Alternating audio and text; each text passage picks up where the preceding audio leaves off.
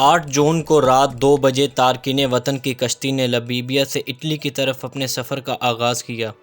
احکام کے مطابق 65 سے 100 فٹ لمبی کشتی میں ممکنہ طور پر 750 افراد سوار تھے۔ 14 جون کو یہ کشتی یونان کے قریب سمندر میں حادثے کا شکار ہو گئی۔ ابتدائی رپورٹس کے مطابق کشتی اوور لوڈ تھی اور خرابی کا شکار ہو گئی تھی۔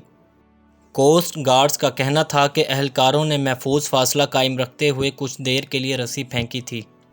رسی کشتی کو روکنے کے لیے نہیں بلکہ اپنا توازن قائم رکھتے ہوئے تارکین وطن کی کشتی تک محفوظ طریقے سے پہنچنے اور معلوم کرنے کے لیے تھی کہ انہیں مدد کی ضرورت تو نہیں۔ کشتی پر سوار زندہ بچ جانے والے ایک تارکین وطن نے بتایا تھا کہ کوسٹ گارڈز کے اہلکاروں نے کشتی کو بائیں جانب سے رسی باندھی تھی، جس کے بعد اچانک سے کشتی ایک جانب پلٹ گئی۔ دی گارڈین کے مطابق کشتی میں سوار کم از کم 298 پاکستانی ہلاک ہوئے، جن میں سے 135 کا تعلق کشمیر سے تھا۔ کشتی کے حالات اس قدر مخدوش تھے کہ اس کے ڈوبنے سے پہلے ہی اس میں تازہ پانی ختم ہونے سے 6 افراد جان کی بازی ہار چکے تھے۔ بچوں اور خواتین سمیت 500 سے زائد افراد کی بڑی تعداد اب بھی لاپتہ ہے۔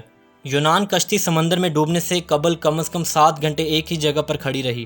تارکین وطن کو لے جانے والی ماہی گیری کی اس کشتی میں کوئی ٹریکر موجود نہیں تھا، اس لیے وہ نقشے پر نہیں دکھائی دی۔ شواہد کے برعکس کوسٹ گارڈ اب بھی اپنے دعوے پر قائم ہے کہ دورانیہ کشتی اٹلی کے راستے پر گامزن رہی تھی اور اسے کسی مدد کی ضرورت نہیں تھی۔ خیال کیا جاتا ہے جب کشتی ڈوبنے کا واقعہ پیش آیا اس وقت اس پر شام، مصر، فلسطین اور پاکستان جیسے ممالک کے 500 سے 700 تک مرد، خواتین اور بچے سوار تھے۔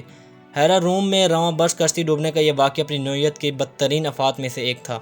اب تک تقریباً 78 لاشیں برآمد کی جا چکی ہیں اور 104 کو زندہ بچا لیا گیا، تاہم سینکڑوں اب بھی لاپتہ ہیں جن کے ہلاک ہونے کا خدشہ ظاہر کیا جاتا ہے۔